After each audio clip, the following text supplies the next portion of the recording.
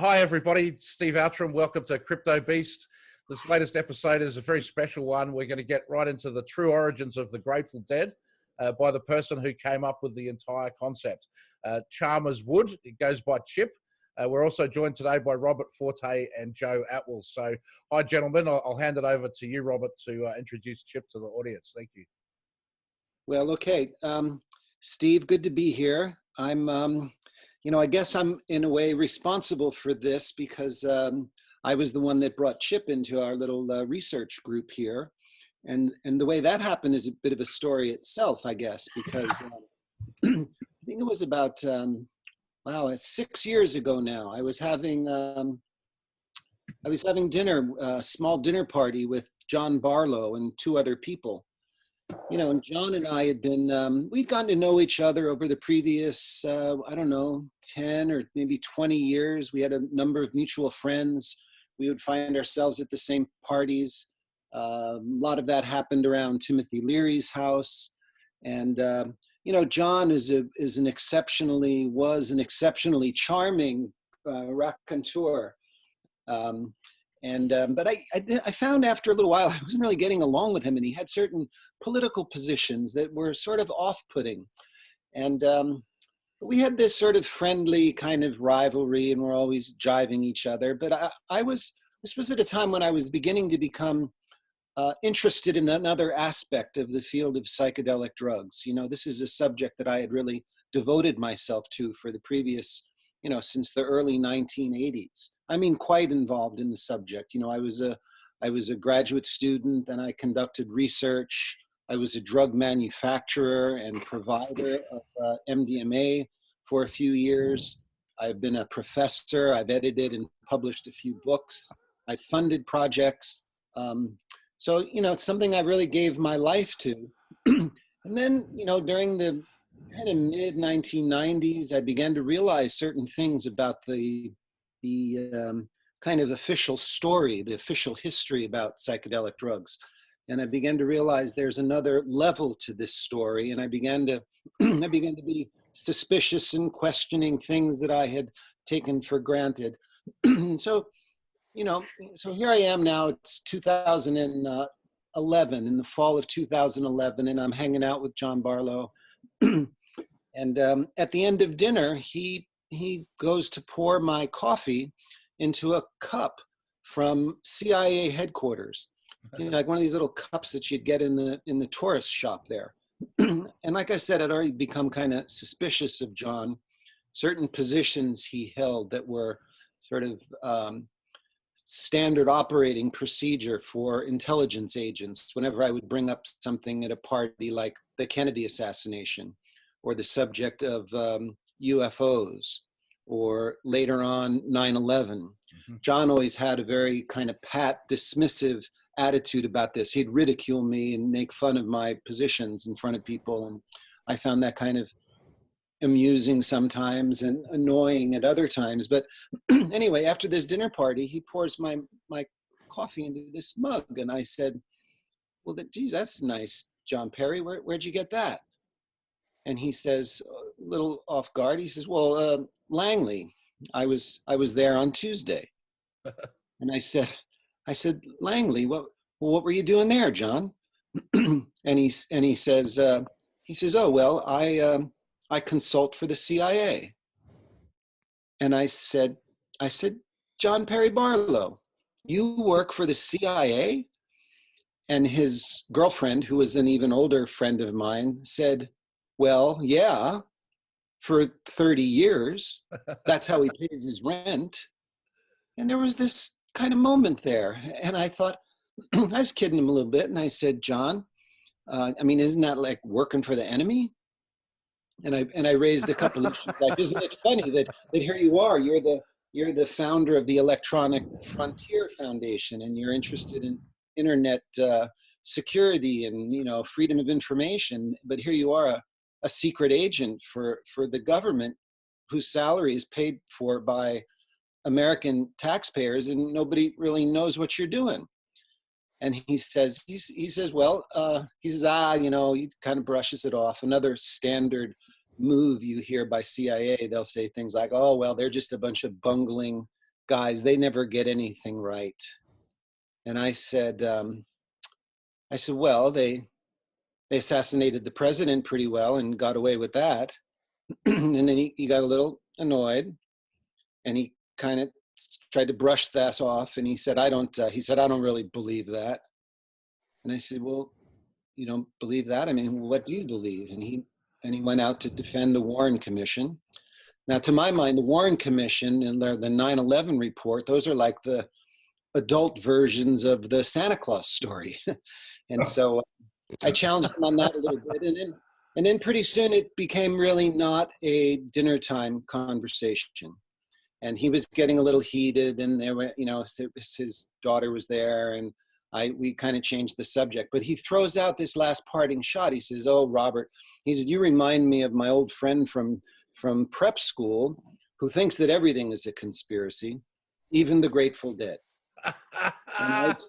And that kind of stuck in my mind, because I had at this point already begun to look into some of the mysterious origins of the 60s rock music scene. I'd read McGowan's work, and I kind of looked into that, and that just kind of stuck in my mind until a few weeks later, the party left and everything was fine. And then I had some time on my hands, and I contacted John, and I said, that guy you said you went to prep school with, I'm thinking of writing some fiction, and I'd like to get some ideas from him about the Grateful Dead and the CIA. Could you give me his address? Could you tell me his name? And he was a little reluctant to do that. And I had to go around through our women friends to remind him of the conversation and, freedom of information. And I finally got his Chip's name and number. I forget how exactly we got in contact, whether it was Facebook or somehow. And so I connected with Chip and began to hear this marvelous stream of consciousness storytelling, which we're going to get into tonight, about his point of view about how the Grateful Dead got started, really in discussions in the Kennedy White House. And Chip had furnished me with documents to prove his pedigree as a member of this, blue-blooded American family. And his grandfather who used to dine on Grover Cleveland's yacht, and the origin of Eggs Benedict, and pictures of him in John Kennedy's lap in the White House, and things like this that were very, very, not that one. Things like that. Your father was a very good friend of JFK's. And so, and we talked a lot about Barlow. And then I eventually contacted Barlow again. And I said, John, I'm kind of astonished about your friend that you connected me to. And I still have the email from Barlow. And he says, I said, he doesn't think very highly of you. And he says, Barlow responds, he says, "Oh, fuck, what was I thinking? I've created a monster." So Frankenstein. What fun to go over some of these things and to share them with the public, and to look at some of Chip's stories with a critical and I hope humorous sometimes scrutiny, because we're getting into some really, really interesting hidden history of subjects that have affected millions of people. And I'm glad to be here and share my insights. So there you go. Fantastic, Rob. That's a wonderful introduction. Thanks very much. Yeah, applause. And so maybe we'll throw it over to you, Chip, and let us know your story and how you'd like to begin it. But the connection immediately to both John Perry Barlow and Bob Weir is that you guys were all at school together in Colorado Springs. Well, we're all at school. It's 1963. Let me do a little back history. At Fountain Valley, I'd been there for 2 years. During the first year, my plan was to build a following in Colorado, and then after university, come back to Colorado and run for the Senate and get into the Armed Services Committee and the Intelligence Committee and do good for planet Earth through the Senate, right? And then in October of my sophomore year, two interesting things happened. One thing was the Cuban Missile Crisis. And I found out from Dad, who was advising Kennedy at the time. They had played freshman football at Harvard, 1935, didn't like each other. Kennedy tended to date rape, you know, the girlfriends of the other blue bloods. Anyway, and the second event was and everybody at the school knew that my dad was in the White House, but nobody would say it to me, but they'd all, Chip's father's in the White House, right? And so there was a big to-do because it was kind of a dude ranch. It wasn't Phillips Exeter.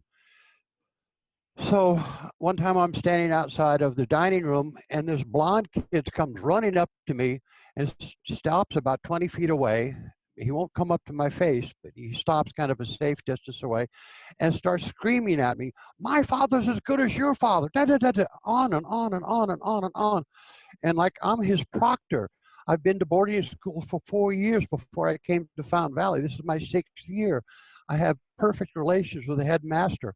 I'm the new guy proctor. I'm the guy that goes in and when a new guy gets homesick, I'm the guy that hypnotizes them, tell them it's all okay, and it works. And this is John Perry Barlow, and he has a big deal about my father and his father being as good as my father. And then he turns around and runs away, right? And I'm like, what?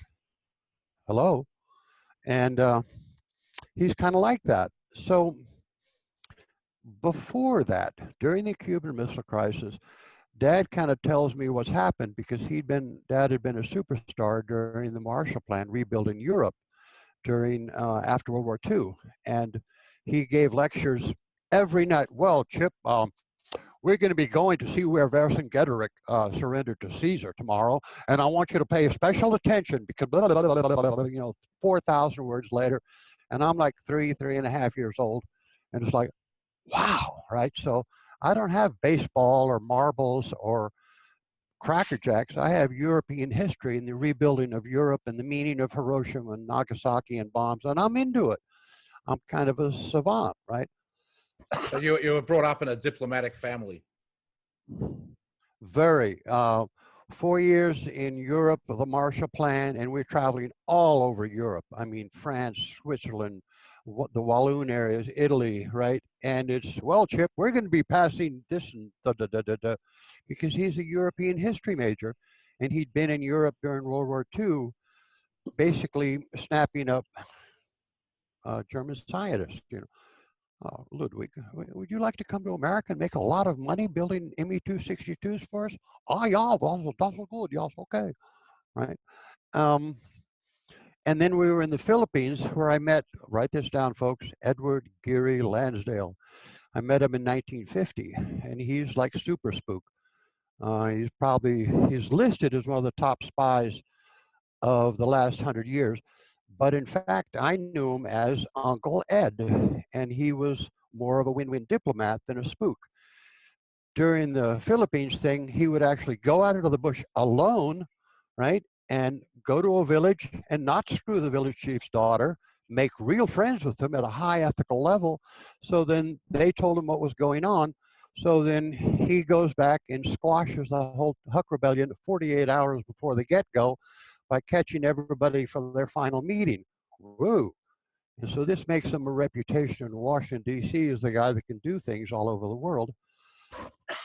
The downside is somebody brags about it in Washington, some wannabe, local, and uses names, and 2 weeks later, his friends in the jungle are killed by the communists because it gets back to him, right? That kind of pisses Uncle Ed's off, and that's when I met him, was just at that time. So I'm like and 5.5 years old. You were also, your family were close friends with William Colby?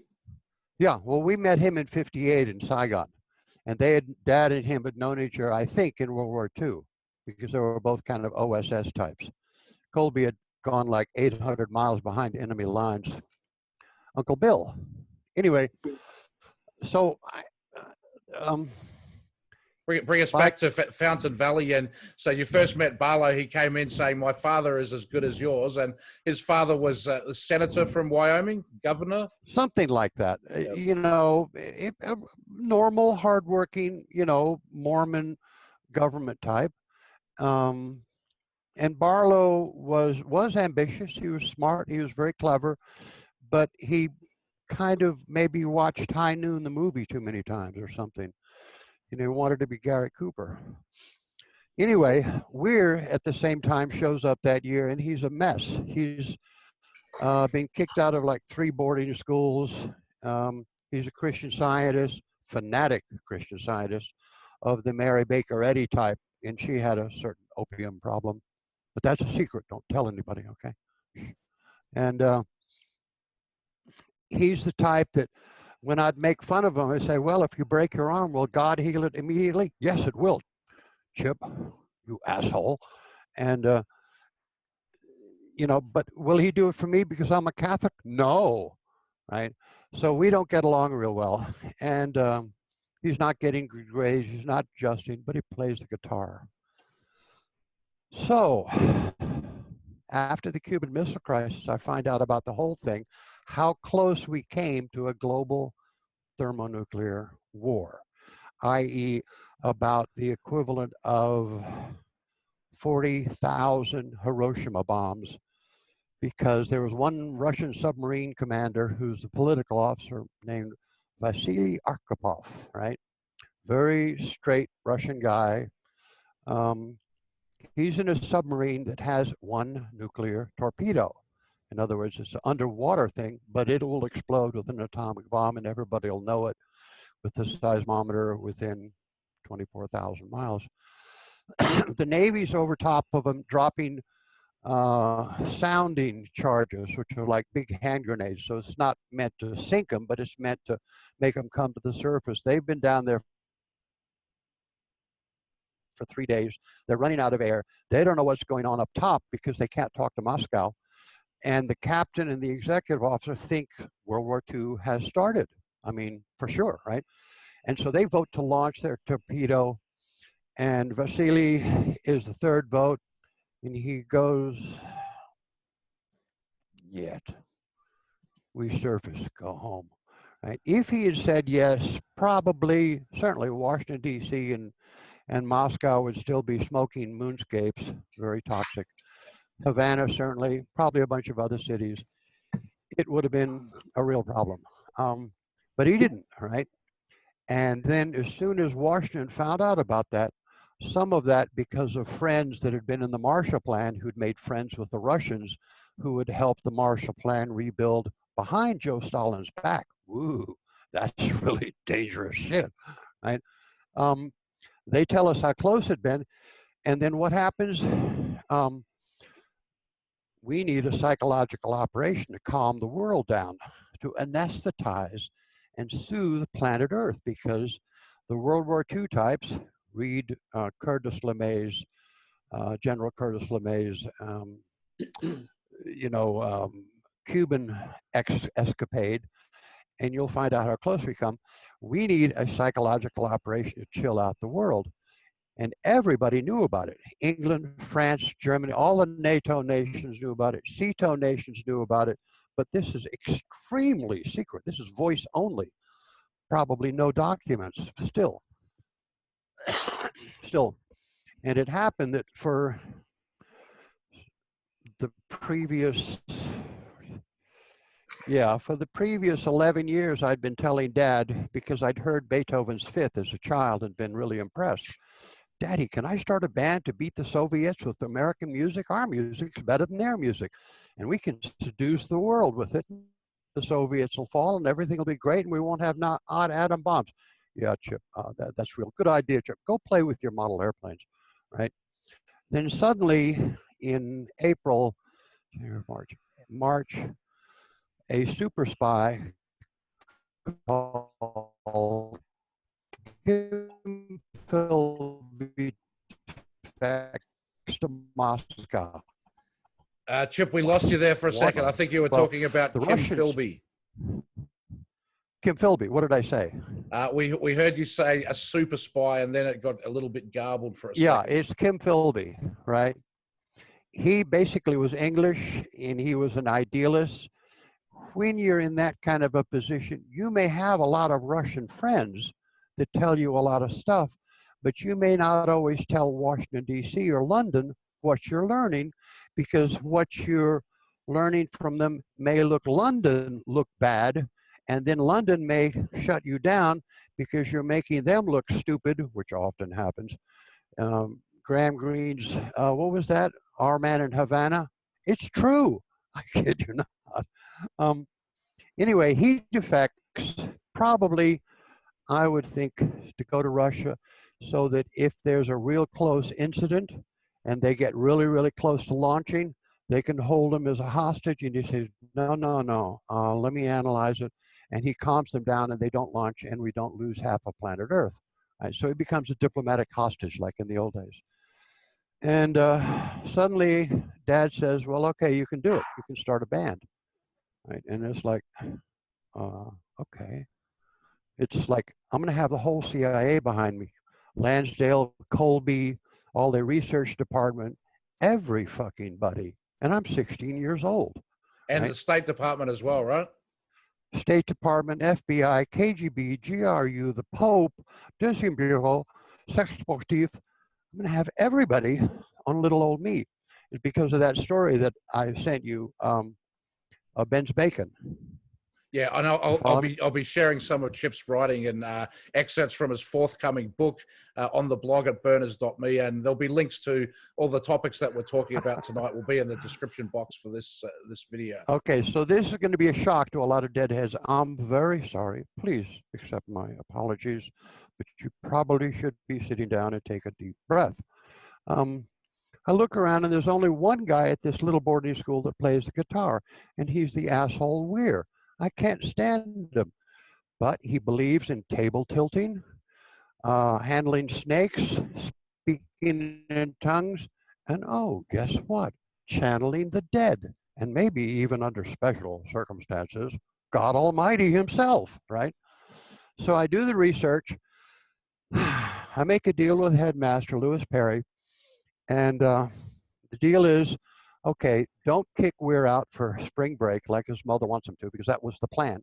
Make him my roommate, and I'll train him for a career in music, because his mother wants to send him into the Army to make a man out of him. And he's not going to do well in the Army. He's, you know, just not that material. And so then I do my practice, and then I move into Weir's room, and he's in athletics, and I put his guitar just on the edge of the bed, so it's just about to fall off. And he comes in and he's outraged. What are you doing here? And he sees his delicate guitar, so he runs over and grabs it. And I roll my eyes up into my head and fall back into my bed like I'm swooning, and get out my basic best basso profundo. And I said, you will be going back to the city of St. Francis to save the world from nuclear Armageddon. Look what's in your hand. My guitar, right? And so he gets direct communication from God Almighty to go home and save the world from nuclear Armageddon. You will be further directed by this channel. And then I pretend to wake up. What happened, Mom? And he's staring at me, eyes pretty big, but he buys it, right? And so then I've got him, right? So, what else am I going to do? Where am I? There's nobody else that plays Doodly Squat. Plus, he's a bastard child, so he's really a foundling, right? He doesn't really have a family to interfere with something if he wants to do it, right? He has a good memory. He's just kind of a space cadet. He's had a really rough early childhood, and then he was really spoiled. So he's kind of stuck in between. But and a good-looking kid, right? I don't know. Are you gay? I didn't know that. No, he was okay. I wouldn't call him movie star material. Let's give him a 7.5. Okay. And then what about Barlow? Was his, you know, I really do think John Perry Barlow had quite an amazing lyrical talent, but was that sort of thing visible back in those days? Not at all. I didn't like Barlow very much either, because he was kind of a loudmouth. I mean, he was smart. I respected him. House in the infirmary at the school, real bordello. Anyway, after that, I trained Weir, and then around the middle of May, I've made up the name, the Grateful Dead. I've held lots of sessions because I played the year before. I played music at the dances, so I knew it. And there comes a point where I realized that Weir has accepted the mission of going back to San Francisco, finding this and this and this and this profile, which I got from my dad. Dad, what well, the profiles of the most successful bands in the last 100 years: Benny Goodman, John Philip Sousa. And he'd come back. Well, you have to have a Jew, you have to have a policeman's son, or somebody that knows the local laws. You have to, right? And that Weir couldn't do it alone. I was loading too much on him because I was sort of putting a lot of information into him that he couldn't remember volitionally, but would be in his subconscious, because I was when you do that kind of thing, it's very direct. You will do this, and then you will do this. Yeah, right? I mean, it's like boot camp, right? But under stimulus, he'll remember it. This is standard stuff. And so I looked around, and Barlow was the right guy to back him up. So I went to Barlow, and I said, look, Weir's going to be doing something very important. You know my background, right? So I didn't say it's White House stuff, but Barlow caught on. He wasn't dumb. And you can be famous, but you need to back him up, because he's going to collapse within a couple of years. And he needs to be able to come to your ranch, ride horses, and he needs a bolt hole, right? And you can help him that way, and it'll make you famous. You'll get lots of drugs and girls, and you'll have a wonderful time, and so forth. But, when the band needs me, you guys are going to owe me $1 million. Oh, okay, Chip. Yeah, sure. Right. And then I went to Weir and I said, look, when it becomes too much, and it will, because we're dealing with global thermonuclear war here and the Cold War between Russia and America, it's going to be very heavy load you're going to carry, but you can do it, especially if you retreat every now and then and go to Barlow and his ranch, because it was perfect. It's way out of nowhere. It might as well be Lhasa, Tibet, and Barlow, being a cowboy, he spent a lot of time alone. So actually, in some ways, he'll be a good foil. He'll be a good, not quite a guru, because he's too self-centered, but it will be a lonely place where you have time to get your thoughts together, right? And Weir said, okay. And then June 6th, we shook on it, and that's kind of pretty much the story. We made a deal that the band would owe me $1 million because I'd have a lot of other operations going. This was just part of the much bigger plan to create the Summer of Love, the acid test, and all that, because the English are in on it. They have plenty of experience with drugs in China for 200 years, fought 2 wars for their ability to sell opium to the Chinese, and then it all blew up in their face. Thank you, England. That was really smart. So, I mean, at the time that you were, giving these thoughts to Bob Weir, were you aware of any of the English activities related to the Third Opium War or MK Ultra? Or I grew up on that stuff. My dad used to visit England as a child a lot, right? And later, after Fountain Valley, I was in London at the court of St. James. So yeah, I know all about that. And at that time, the English Empire was still alive. Suez was over. So they were on the decline, but their ability to be gentlemen, their ability to dress up for dinner and make friends with their deepest enemy. Some of the things about the English Empire were fantastic, role models for the rest of the world. There were a lot of them truly believed that they had been anointed by God to civilize the world. And there was for a while a movement in England to federalize the world, like Star Trek. I kid you not. Right. Well, yeah, I mean, so they were dreamers, came out right? of the Esalen Institute. I have a question, Chip. Do you know where they got the name the Warlocks? Before they were the Grateful Dead, they were called the Warlocks. How did they get that name? Do you know? I have no idea. The Grateful Dead was my invention. I called up my brother at Harvard, who was studying diligently under Leary and Murray. You know who Murray was? Yes. He was, and anyway, we should say that your brother is in himself quite a famous person in certain circles. Really, you think so? I think he's just an asshole.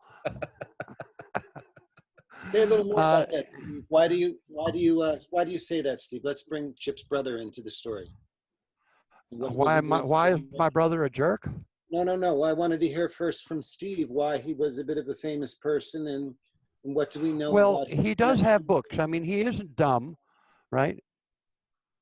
He works for a bunch of people. He has his own gig. He's published books that are the, sort of, it's basically a form of plagiarism, but he took Bidpai and a couple of other Middle Eastern wise men during the time when we needed to start understanding the Middle East a little bit better. And he wrote sort of updated versions of it so some congressman can read Tales of Bidpai and maybe get an understanding of the Middle East better, just like my great aunt wrote Chrysanthemum and the Swords so that Americans could understand the Japanese, right? I mean, our family's kind of like diplomat anthropologists. We'll go and study a place for a long time.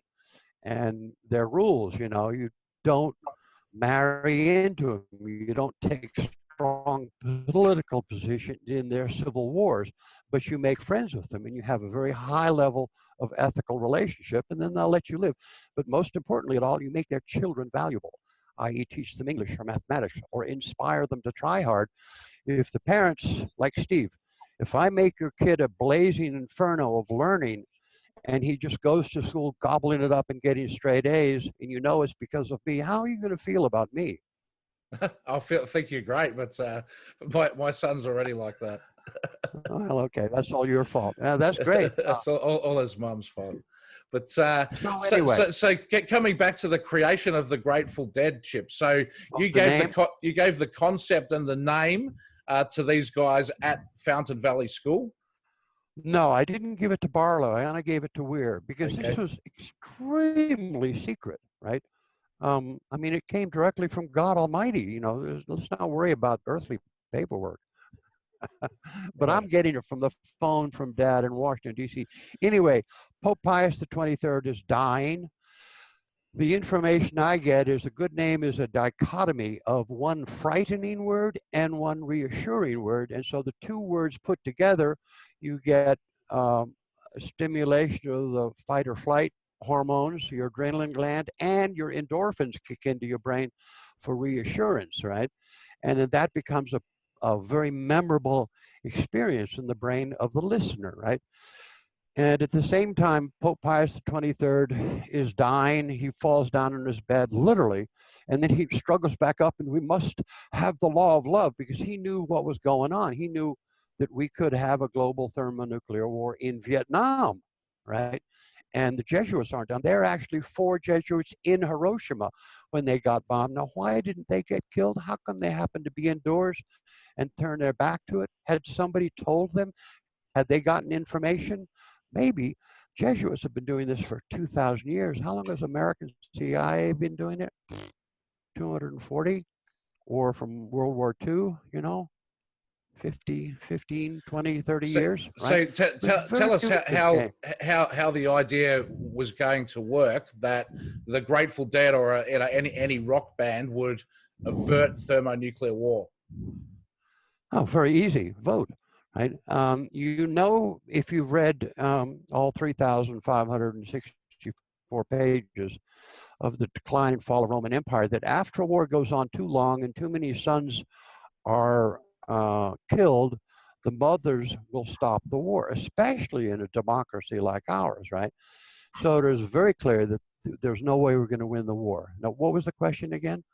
Well, how does the music stop the thermonuclear war? So the idea was that Weir would go back and he would find his alpha leader, and Garcia told me about that later, very clear, and then find the other people, and by one, scaring them to death about the possibility of war, and then channeling God himself or whatever, right, to them to say that, they were needed by history and posterity and planet Earth to start a band to calm out the world and gather intelligence on what's going on and start a movement that would be, shall we say, very well stage managed by people like Robert.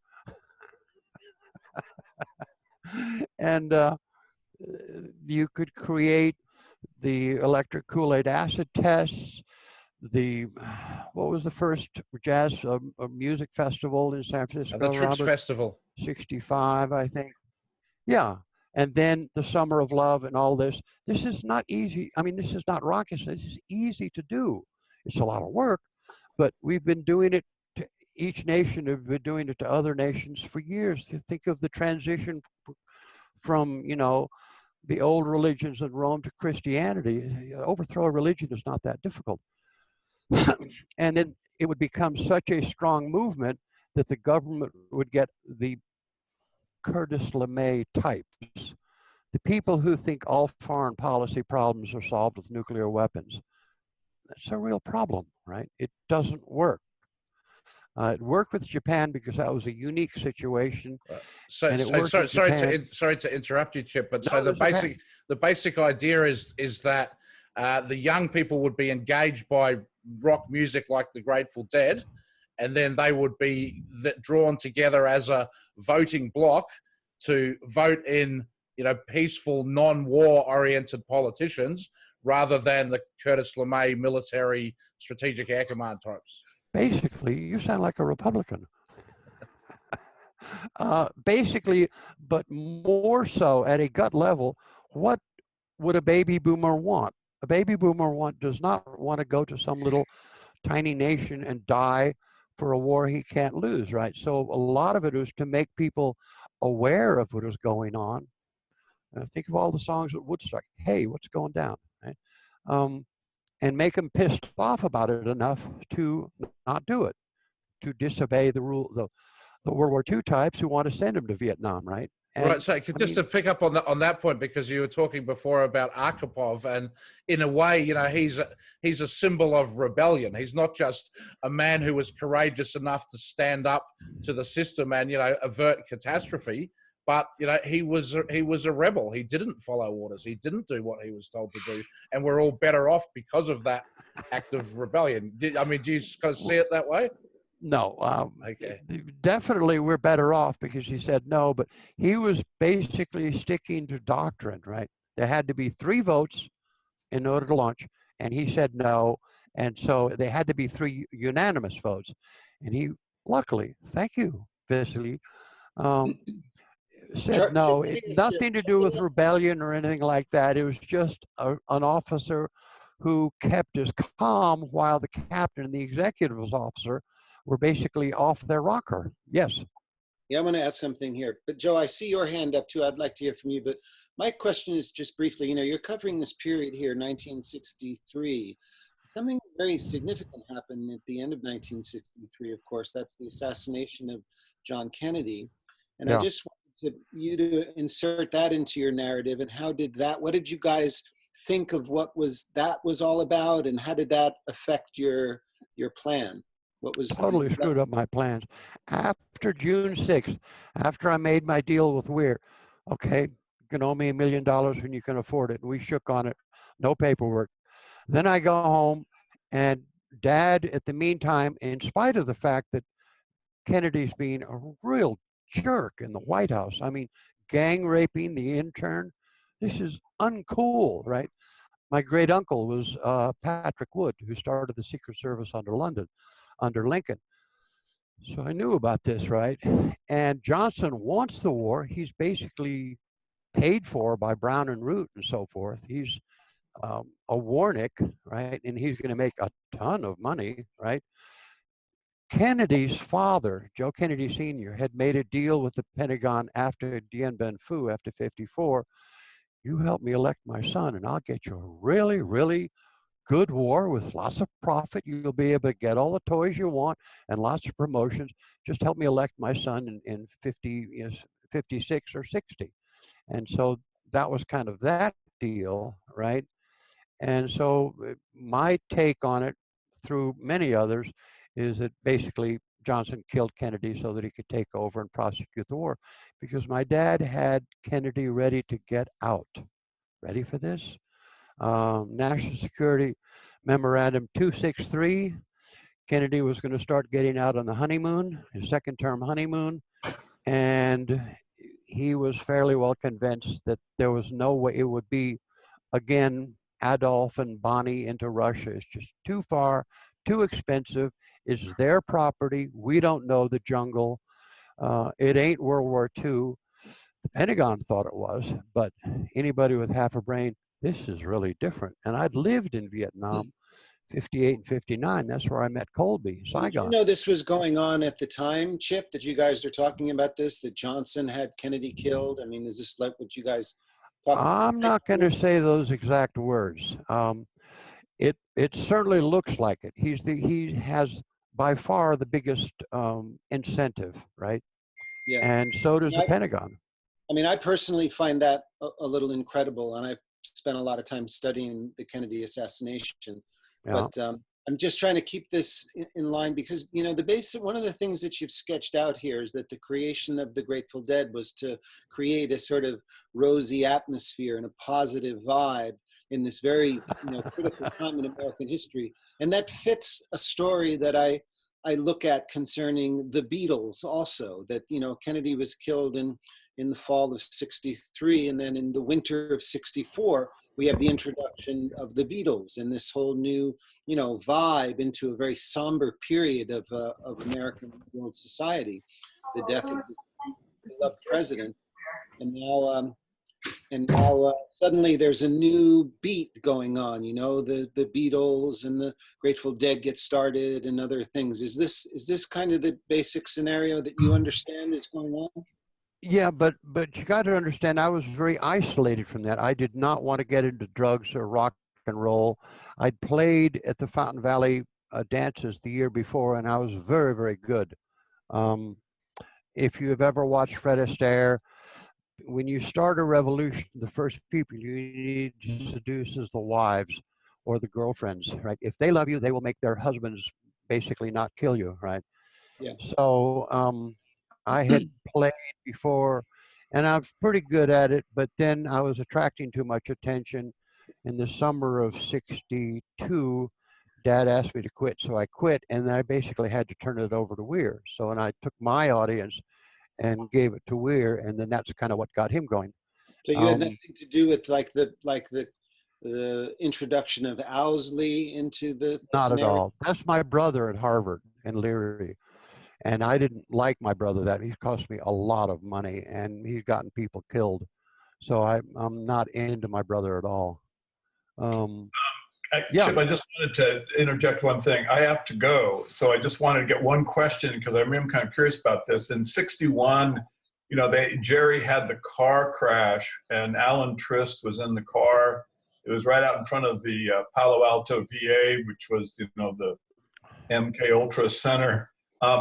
Did you ever have any contact with Trist? And do you know what the relationship was between Alan Trist, his father, who was one of the heads of the Tavistock, you know, MK Ultra and the Grateful Dead? Can you kind of, is there anything there that you can help us understand? Because that's an episode that I'd really like to know more about. And I'm going to have to get the answer to it when I listen to this because it's 5:45 and I got to go. So I'll get the answer later, thanks. Hopefully. And thanks everyone. Well, I can fill in something, right? If I were you, my brother was into that. He was MK Ultra very, very early. Psychedelic Review from England, and his name is Ramsey Wood. Tell him the next time I meet him, I'm going to punch him in the nose. I won't say that, but you're welcome to him. Okay.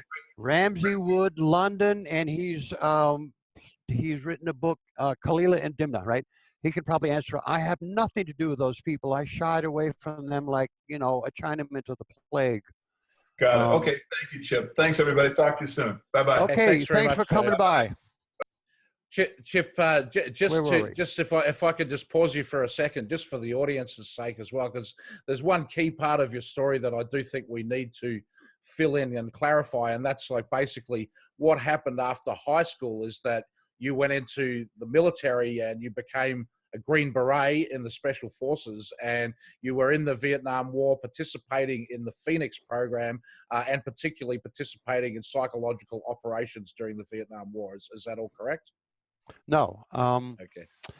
Is as soon as Kennedy died, my father lost his patron, so to speak, because they didn't like each other, but they were willing to work together for the good of the nation. You know, i.e., let's get out of Vietnam.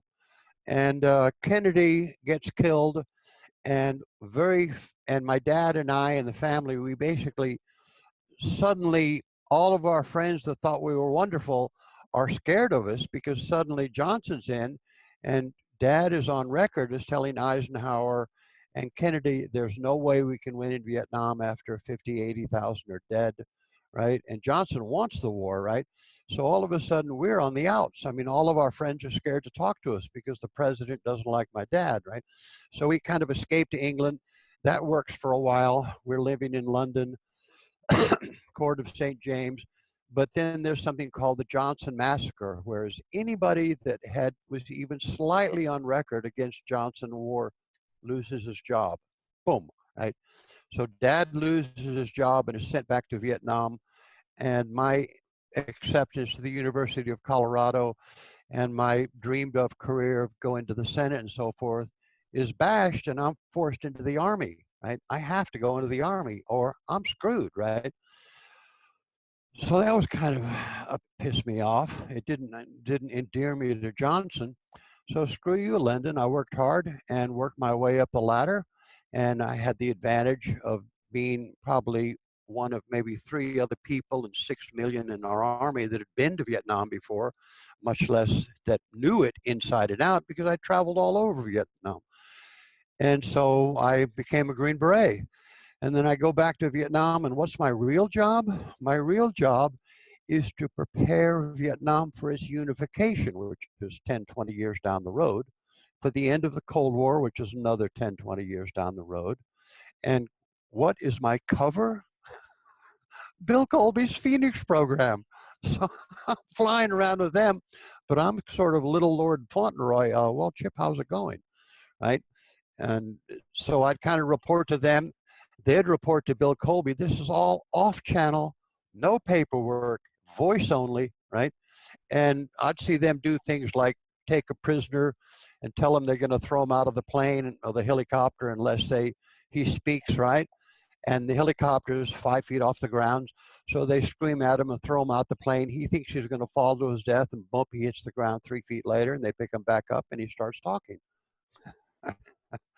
Right, and so part of the Phoenix program was the social engineering of society by infiltrating all levels, political, business groups, churches. I mean, well, yes and no, but you're a very, very dramatic person, Steve. Okay. It's basically, instead of as in World War II, where we just bomb everybody because we need to promote our bombers because a lot of generals have signed up for it, right? We said, well, let's just kill Nazis and not the workers, right? And then try and get the workers so they're safe so that they come back. This is Bill Colby's strategic program, except Bill Colby, my dad, all these people that are working for Kennedy, trying to do the best they can without actually making too much trouble. We all know there's no way we're going to win this war. There's just no way we can stay here, right? And it's going to, I mean, it's so clear, right? We're going to have to leave, and they'll be pissed off for 20, 30 years, just like in all other imperial invasions. And then because we are very rich and formal, little guys like me will go back and we'll make friends again, and things will be forgiven, and then we'll become friends again. Yes, Robert. No, I don't have I mean, I have many questions, but I was listening. Well, one other question, just on the Vietnam era, Chip. But did you ever run into Michael Aquino? I might have, but my tour in Vietnam was extremely obscure. I mean, I had my Phoenix program friends. I had a 173rd Long Range Patrol guys. And what happened was I came into Saigon and I made a vow on the airplane before the doors opened. Okay, I'm not going to kill any Vietnamese. I don't care what anybody says. They're my friends.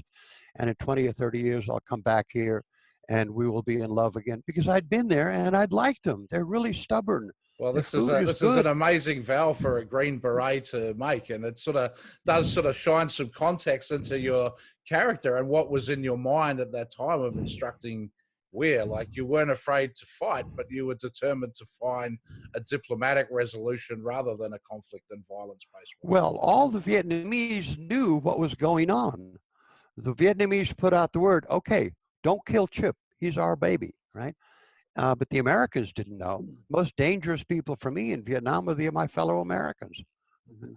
So Right. what do you think? So here you are, now you're in Vietnam. The dead is kind of taking off. The acid tests are going on.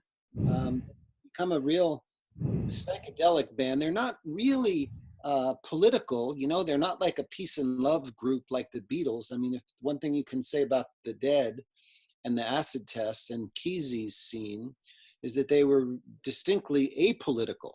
You know, they were just like freaking out and taking acid. Their music was not really that, you know, philosophically oriented toward a peace movement or anything. It's a lot of kind of just dirty hippies is what they were sort of known as, and just dropping out with acid, not really doing anything constructive with it. You know, the spinners and this whole scene. Did you have any thoughts about their development while you're in Vietnam? Are you keeping track of it from afar, or what? Keeping track of it.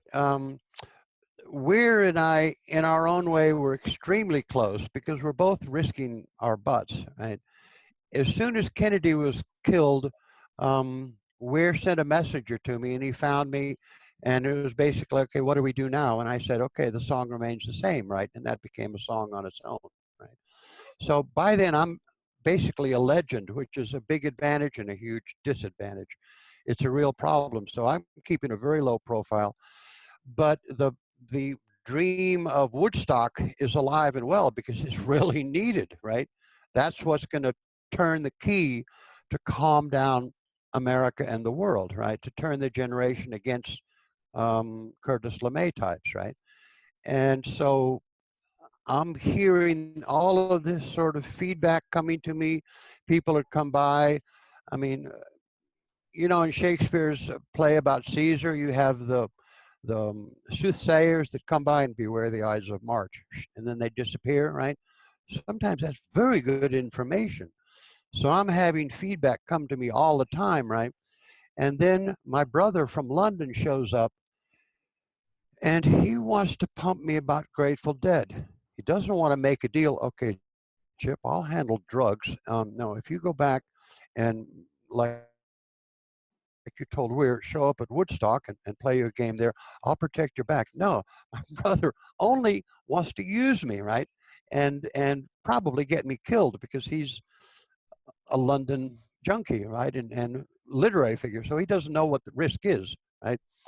And then 2 weeks before I'm supposed to go back, two super spooks, these are like 28-year-old lieutenant and a captain dressed in perfectly tailored army fatigues. This is not normal army officers, right? These are spooks. And we go aside and talk, and you're going to show up at Woodstock? Oh, right. So I'm wondering about that because, number one, if I go back, I'm going to be a blue blood, and people are going to focus on me even more than they do on Morrison, right? And if I announce for the White House, am I going to have every Republican that wants the war trying to kill me? Yes, right? Plus, there's no way I'm going to survive in the long run. If you look at the people that went to Woodstock and died shortly thereafter, it's a problem, including, in a way, Barlow much later, right? So I'm kind of thinking, I'm not going to show up. So these two spooks basically are confirming whether I'm going to show up, and the money they've spent on Woodstock, are they going to get themselves their Messiah, right? Their Savior, their sacrificial lamb, let's be real. And I say, yeah, because I'll show up. Yes, okay, yeah, sure, I'll do it. Don't worry about it, right? Because it's better that the plan goes on and that all of the performers don't have a big leader like Hitler, so to speak, or Vercingetorix, or they don't have a sacrificial leader. They do it on their own. It'll be more difficult for them, but that way they can succeed. But if they have a leader that gets killed, just like Kennedy get killed, it throws too big a wrench in the work. It's too bad for the whole mechanism, right? And we'd had Miley, we'd had a bunch of violence, we had Kent State.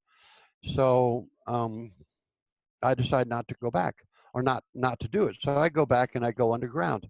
And I still know the guy that was trying to get me to drive me to Woodstock, right? I have to talk to him again. He's in San Francisco, sort of working for Nancy Pelosi now.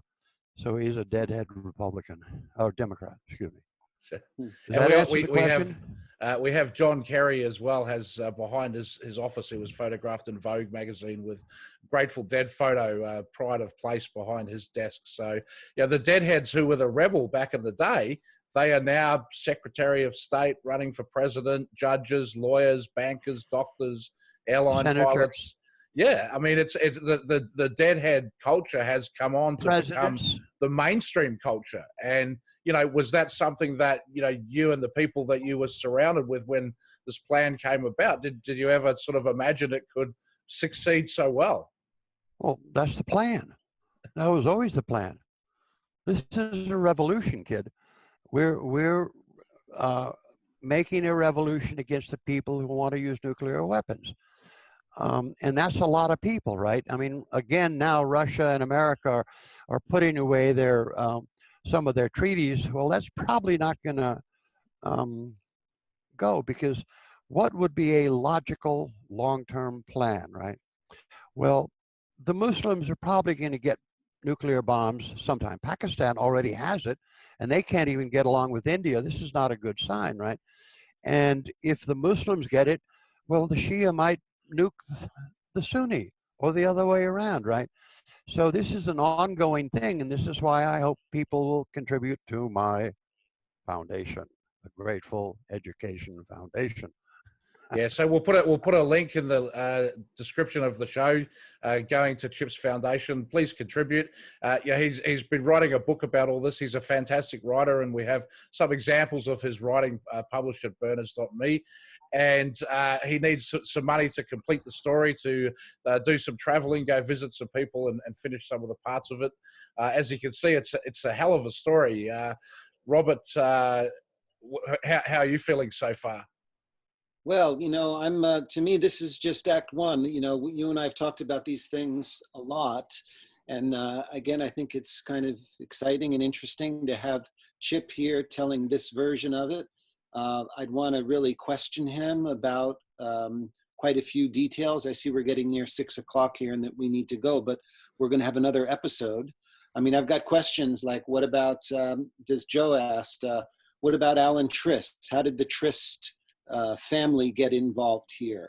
Where did the drugs enter the story? What about the Mellon family? Like how else did this thing take off? I'd also want to question him about the success of the program and this idea. You know, a lot of these fascist groups got started, rationalized by the fear of the atom bomb. You know, we were able to build up this military-industrial complex because we were afraid of the Soviets. And, you know, that was just a game that was being played. There wasn't really any Soviet threat of nuclear warfare at that time, really. I mean, that's the way I'm looking at it, that the Cold War was kind of a farce. You know, just preying on fears. And that the dead was you know, maybe the Dead, like a lot of these other bands, were just ruses to distract us from this. And so, I mean, it's a whole conversation. I feel like we're just really getting started. Look, that's fantastic. So, Chip, what's your response to that? I have distinct experience that the Cold War was real, and that definitely being afraid was very wise. Isn't basically wisdom based on learning the hard way? In other words, fear of making a mistake again. I think probably... sorry to interrupt you, but just on that specific thing, making a mistake again, there's another guy, Stanislav Petrov, who in 1983 also avoided thermonuclear war, a Russian again. So that's at least two incidents that we know about in history that quite really the missiles could have flown, and it all could have been on if it were not for human intervention there. Let me just be clear. You know, I'm thinking here back to JFK's peace speech on June 11th, 1963, considered by many to be the most important speech ever given by an American president, which he wrote himself and didn't have vetted by the CIA. And he says in this speech, he said, you know, basically, I've been getting bad advice from my advisors here. And he says Khrushchev has been getting bad advice from his advisors also. Yeah. And so this is what I mean. It's a ruse. It's like the Russians are being advised that the Americans are building up this arsenal. The American presidents are being advised that the Russians are building up this arsenal, and it's all kind of a created story in order to make us afraid and to justify putting all this power into our government. And, well, that's very normal. If you're the leader, you know, the policeman on the street is going to report X, right? He's going to report to his chief. It's going to be X plus a little bit of the chief's desire. By the time it gets to the White House, it might as well be something totally different. Go watch the film Our Man in Havana. When you're the leader, you're not getting good information. You have to figure out who's slicing off a bit of every bit that you're getting. For example, one of the emperors of China used to get dressed up as a peasant and he'd go check the wall. And he knew what was going on because he'd show up at a campfire looking like a bum, but he'd have all the necessary paperwork, and he'd find out what was really going on, right? Is the wall good? Is it protective? No, you don't understand. The Mongols can come over anytime. We get money from them, right? Well, that's an eye-opener for the king when his prime minister looks him in the eye and says, the wall is perfect, right? The only problem was that when the poor guys that he met at the campfire found out that it was the emperor, they all committed suicide. Yeah. Well, we're dealing with some very, you know, potent issues here that have interested me for a long time. The relationship between the psychedelic movement and nuclear weaponry. You know, this is a recurring theme from the very beginning of the psychedelic movement. You know, Albert Hofmann's, if we buy this official story, accidental discovery of LSD, you know, just a few months after the atom was first split. Or Aldous Huxley, you know, putting out, and Frank Barron putting out this meme that these psychedelic drugs were the antidote to atomic weapons. That if mankind suddenly had this savage power to destroy life, it better come up. Science better come up with something that can cause an increase in wisdom and enlightenment. And these were some of the ideas that helped move this psychedelic thing along from the very beginning. Well, of course, a global thermonuclear war is such a bad idea that anything that'll work, even if it only works for 10 minutes, is fine.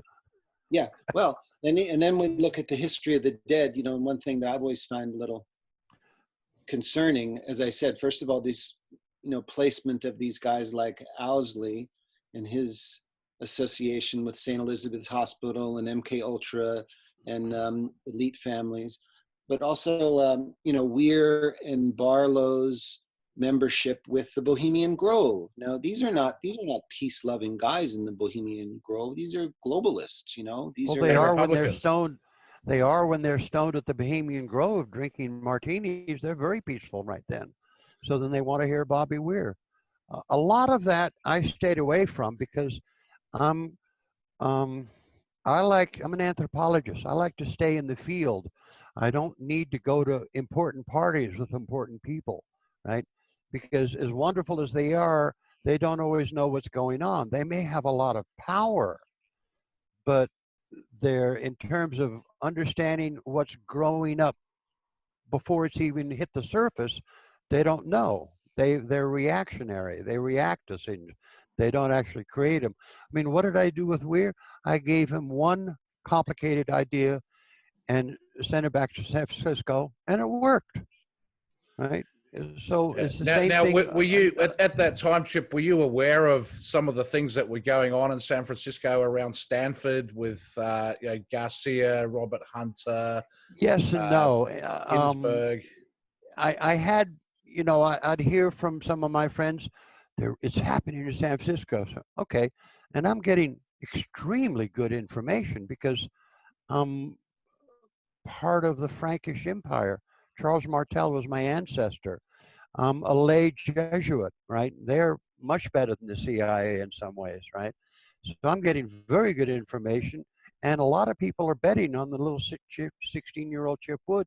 If we feed him this stuff, he'll react to it in a way that we don't know how to, because he's a boomer and we're World War II generation. So, Right. yeah. So you could actually understand both worlds. You could understand the world of your generation, the boomers, and how to reach and engage with them. But you also understood the world of your father's generation and diplomacy and statecraft.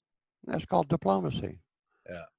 So can you just to get this on the record, can you tell us about the times that you did meet or interact with the Grateful Dead since the Fountain Valley School? Okay, we separated June 6, 1963, and I didn't see Weir again for 13 years. It's kind of like, when your son's or daughter's 18, you send them to college and your input is no longer the same, right? Right. And just like any child, or no matter how much you love your student, when they graduate, you've got another class coming in, they're off on their own, and hopefully they'll remember you and you'll remember them. And I'm very, very lucky that way. God, I have like 14,000 Chinese students, and I love them and they love me, and I will till my grave. Anyway, okay, what was the question? About your interactions with the Grateful Dead since then. Okay, so you didn't see Weir for 13 years. It's Carter has just come in. I know that Jim Jones is about to blow himself up. It's just very, very obvious. And Weir shows up in Washington with Rat Dog. So I go backstage and meet him, and it's like, whoa, right? And he's with John McIntyre, who's gay, right? So I'm thinking, whoa, Bobby has to lead the gay life in order to keep following the dictates of God Almighty. Anyway, let me just give one side. Bobby, you did all right. You carried it through, and we didn't have a nuclear war. So congratulations. I'm behind you 100%, but you owe me a little money. So he and I go back to his hotel room, and McIntyre is all over Weir, and he won't let me talk, right? But I'm good at bullshit. So I managed to talk around it, and I get to the point where I realize that Weir's afraid of something. What's he afraid of? Garcia has quit, right? And this is bad news, because the Cold War, this is 76, the Cold War has, another what, 80, 90? It has another decade plus to go, right? So he's basically begs me to come out, but he does it in a way that McIntyre doesn't know he's doing it, which took some working. But anyway, so yeah, I go out to San Francisco, and it's a lot of problem. Garcia is quite nice, but I meet Weir, and we go to the sound studio, and everybody's there, and they're all staring at me like I'm a three-eyed kangaroo walking on. I kid you not. It's like, and Owsley's 50 feet away, but he won't come closer. Everybody's there, and I'm kind of like, I'm just trying to not be there, just kind of get over to Garcia and say, look, we really need you. This is part of, global civilization. You are helping prevent nuclear war. You're kind of part of the whole culture that is making peace conference in Gorky Park possible. We've got some stuff online. We didn't know Gorbachev would show up, but we knew something like that was happening. We knew the new Joan of Arc was going to go over sometime. That was Samantha Smith. Do any of you remember Samantha Smith? I don't. She's the 12-year-old girl that went over and interacted with Andropov and did 2 weeks of extremely rigorous diplomacy as a 12-year-old. The Russians fell in love with her. And in the end, Andropov is afraid to meet her. This is Joan of Arc knocking over the English at the Siege of Orleans. This is the whole plan. And my take is to side is the Germans, East Germans see that and they go, this is weird. So they decide to make a mistake and announce mistakenly a little while later that the war will open tomorrow at 9 o'clock. Oh, we're very sorry, Moscow. It was a paperwork problem. So, Chip, do you feel So that anyway, we won the Cold War because we had superior psyops? Well, we had superior Army, Navy, Air Force, because we're dead serious about our military. The Russians, it's more of a jobs program for them. It's, you know, we've got to keep little Ivan busy, right?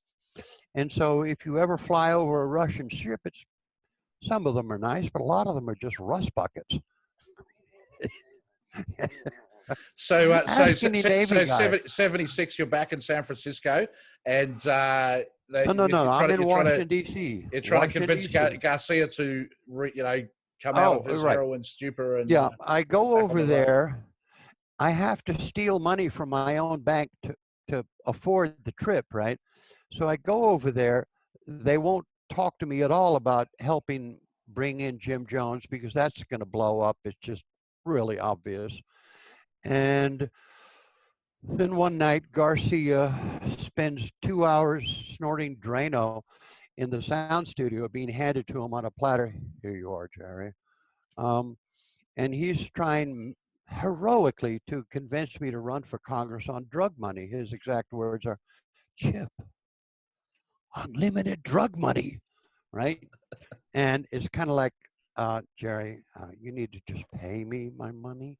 I got, 4,000 dead Vietnamese on the high seas with the boat people. You owe me the money. And he just doesn't get it. And then I go in, and after that, Garcia's unhappy. I mean, he's upset because he thought I was part of his world. Somebody had given him bad information about me. Barlow? So I go in, and Weir wants me to do heroin with him. And I'm like, Bobby, and he just doesn't get it, right?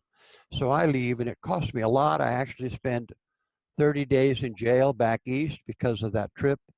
And then I basically have to go deeper underground, and I watch Jim Jones kill everybody, and it's really a bummer.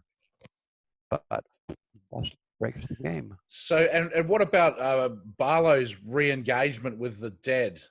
Do you know anything about how that came about? Not that much. I mean, I've read his book, and it sounds somewhat real, but they were kind of joined at the hip. But Weir was the star, and Barlow's the bodyguard. Well, who really makes the music, right? Well, Barlow gets in on it, but I never really liked any of his songs. I mean, there's always something too cowboy roughish about it. Whereas Hunter was great. Hunter really did the trick. What had happened at Fountain Valley in the spring term of '63 is outside of my room, we'd hold these meetings, and basically the students had seen me play the year before, and they were really upset that I wasn't coming to the dances. So as part of training them, yeah, me too, we would hold these sessions just outside the door of my room about what was going to happen with Saturday Night Live, Star Trek, but mostly about music. Okay, you got to do the music like this. Follow Coltrane, watch the way he's do it, and then steal his power and use it in your own music, right? So I probably can't get into that terribly accurately right now, but it was a training session, just like any diplomatic or, in your case, imperial training session for troops you're sending out into the field. Each one of those guys was inspired and became part of the network of Bobby Weir's, because they'd go meet up with Weir later, and Chip said this and Chip said that, and it came from his mother, and da-da-da-da. And then, for example, the proof that I pretended to channel God to get Weir into the program, you can find it in the song playing in the band, because who was singing it? The guy that was told by God that it was his mission, playing in the band, standing on the tower, da-da-da-da-da, all that biblical stuff. You know And then that, they Robert. also have I'm Uncle Sam hiding out in a rock and roll band, which it seems to be that they were. I mean, we had quite a few people with military backgrounds in the band. One of the things I was able to determine from a FOIA request on his military records was that Jerry Garcia had a secret level security clearance because he was working in the Nike missile batteries in San Francisco before he basically left the army. And then Phil Lesh was in the music program at Mills College, and he tried out for the 6th Army Band at the Presidio, but they didn't think he was a good fit for the military, so he didn't make the cut. So you've got Garcia and Lesh and Weir, sort of misfits. Weir going to this dude ranch prep school, as you call it, but pretty decent education. And the rest of the members of the band also sort of came out of that Palo Alto kind of set, right? Yeah. Well, who else is going to understand global the worry of global thermonuclear war than somebody that knew a little bit about Nike missiles?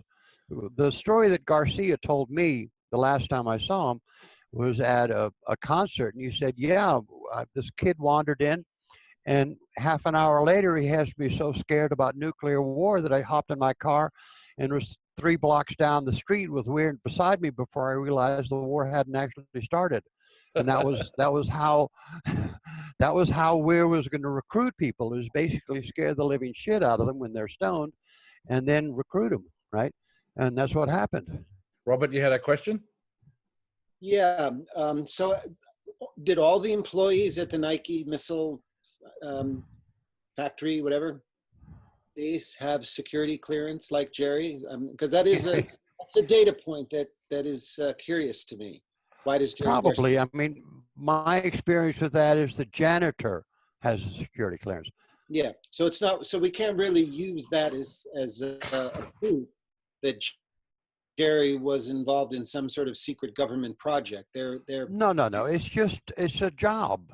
I mean, most of civilization is keeping people busy, so they're out of trouble. What do you make? You know, Jerry gave an interview where he referred to that period of breaking up the band, that he didn't want to be working for a CIA project anymore. Or he thought the Grateful Dead was a CIA project. He said that in print. Well, the CIA, like any bureaucracy, is not perfect. There are a lot of jerkwads there. There are a lot of guys that think they're wonderful when in fact they're really a problem. And like I said, most of civilization is a jobs program to keep people busy. So if somebody likes to sort of look at things and analyze them, you send him to the CIA. If they like shooting people, he can become a cop. If he likes, reading old books, you make him a biblical scholar like Joseph. If he's an Australian that has money and wants to become famous, with Burning Man, give him a podcast. I mean, this is not rocket science. Well, again, Chip, it's a remarkable story. I also want to add this, that this idea to like start a musical band to put out this wonderful music that's going to lessen the fear of nuclear war. To me, increase it. I'm sorry. Increase it. Increase the. Make it so that you see a wonderful potential utopia and you decide you really don't want a nuclear war. Oh, yeah. Well, see, I find that kind of a non-starter, because the people that are going to the dead, their audience, they've got absolutely nothing to do with international politics, starting nuclear wars or ending nuclear war. I mean, the Cuban Missile Crisis didn't have one bit to do with the American citizenry. It had to do with inside operations between Khrushchev's advisors and Kennedy's advisors. It didn't have to do with the kids on the street that were taking acid at all. I mean, they vote, and they will. For example, you're right in a way, but then why did the weekend after Richard Nixon in October '72 mumbled on tape, "Oh, gee, I wish I could nuke North Vietnam"? Why did 100,000 hippies show up the next week going, "No, no, no, no"? Right, so it was mobilized as a political force. And then, I think there's some evidence that the New Age movement kind of came and took over after the Summer of Love was over and the Manson murders shut it down and everything. But that sort of New Age picked up the thread. And there's a common link there with the Esalen Institute. Did you ever have anything to do with them, Chip?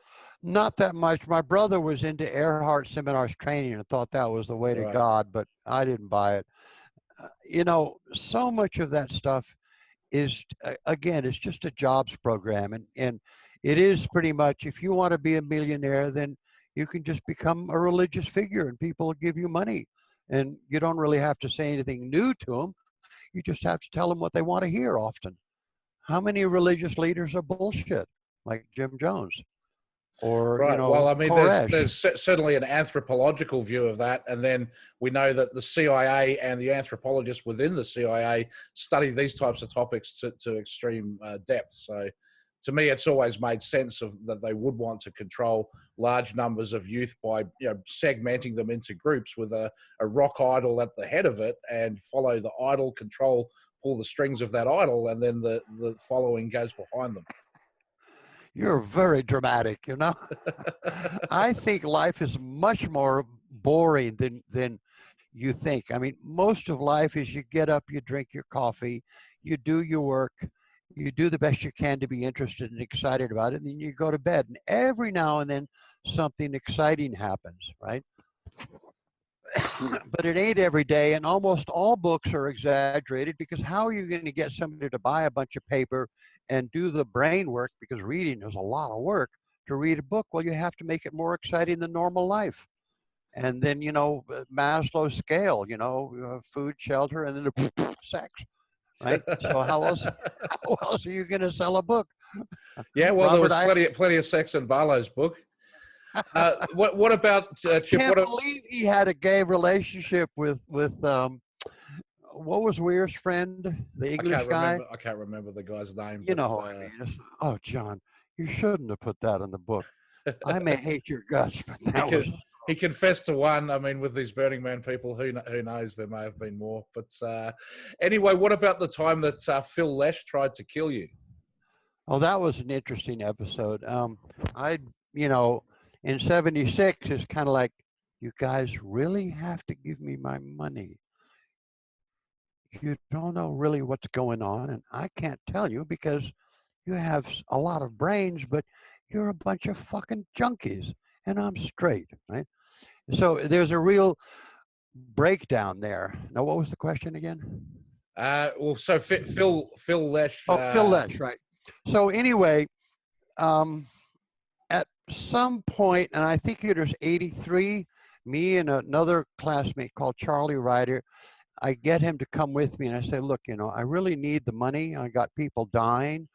So we go and we knock on the backstage door, and Weir just comes by finally after 10 minutes of being treated like dirt outside the door by security. And he lets us in, and then that's a different time. Anyway, we have this meeting. Garcia's not there. Weir is sitting next to me. Charlie Ryder, another Fountain Valley class of 65, is on my right. And Lesh comes in and basically starts screaming at me. And then he goes up against the wall and places his hands, his back to me, places his hands on the far wall. I look around and I get the feeling there's a lot of armed security there in case I attack him. Because they're all aware I'm a Green Beret, big deal. But he basically says, you have to stop saying that or I'll have you killed, right? And then some strange things do happen. But I'm thinking, okay, yeah, I can go to war with the Grateful Dead, and I can probably get away with it for a couple of years, but it's going to be really costly. I'm going to get caught in the end. I can probably kill all of them. I'm pretty good at that shit. But is it worth it, or is this part of an unfolding story? Well, I'm an anthropologist, so it's the latter, right? So I basically do nothing and go home and wait to see what happens, right? And then that's when later they try again to kill me using voodoo. Baker Beach. Well, that's what became Burning Man. A life-size wooden voodoo doll, right? And they burn it and dance around it. That's what I hear, because I have a lot of friends that became part of the San Francisco community, right? And Chip, you didn't know. You know, really? That's interesting. Fantastic. It's fantastic. Chip, Steve, I have a date I have to get to tonight. I'm about Yeah, half I an think hour. it's probably a good note to wrap it all up on. Thank you so much, Robert, for your participation. Shall we meet again? Oh yeah. And it sounds like, Chip, we may need to do another episode or two if you're up to it to definitely I'm up answer to some it, more right. questions. And we'll put this one out there. We'll see what kind of questions the audience has, and then maybe we'll come back and address some of those in the next Now, do we want to make a scheduled meeting like in a week or 2 weeks or what? Let's work that out offline. We'll discuss that on email. Okay, thank you very much, Robert. You did a good job. Really great to see you there, man. And Steve, always appreciate excellent. this. Great job, Robert. Thanks so much. Thanks all so much, because of Chip. all because of one CIA cup on a table. I think Barlow was right. What the fuck was I thinking? I've created a monster. Well, you know, okay, I got a question for both of you now. The takeaway in a way for me is that now the Grateful Dead has spent all these years promoting drugs, and now fentanyl and opiates are killing more than the two behind that concept. Do you want to let that sort of not be part of your diction, or would you be willing to push it? Because that's where we'd get international support, is to say, look, the Grateful Dead did a good job. Bobby's a good boy, but Phil needs to stop trying to kill me. He probably should come and sit on my, you know, foundation and help me clean it up a little bit. Because if you don't, realistically, and this is a real consideration, you know, if they keep doing this, more and more people seem to be turning against the Dead. I'm getting a lot of that, people that really hate them now. They can end up like Barlow. Well, Robert, I'll let you answer that and then go, and then I'll give my answer. I'm not going to touch that one. I mean, that's a big question with a lot of issues, and you know, the Dead is and their history. It's hardly homogenous. You know, even the band itself. Like, I think that the vibration and intention of the music of Jerry Garcia and Robert Hunter is very different than the music and vibrations of Barlow and Weir. And as far as they're successful or not, I mean, I think that they're certainly successful as an artistic enterprise, and I love a lot of their music. But what the legacy, what's in their wake, you know, whether this psyop was a success or not, you know, I think that's a question maybe to begin our next conversation. I'm not sure I accept all of your premises here, but I think we're just starting. Send me an email. I think we're just starting to really dig into a really fascinating question about the secret, occult, hidden origins of the Grateful Dead, and what is all this military and secret society stuff doing around them. That's really very important, and I think we're a long way from really grasping it, but I think we're off on an important conversation. Well, what I ask your help from is both of you.